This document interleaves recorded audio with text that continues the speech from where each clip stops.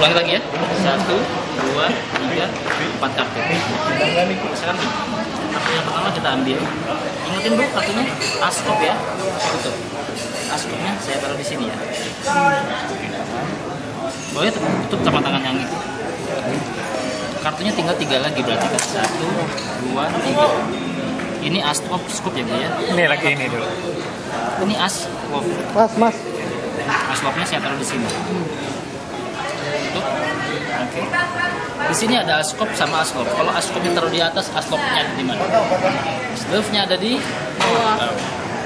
Kalau ditaruh di atas, askop ada di mana? Oke, saya putar-putar dulu.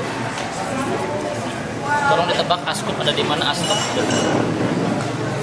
Aslop di bawah, aslop di atas. Boleh, yakin? Dibuka saja. Ternyata Kok bisa ya? Benarnya gimana?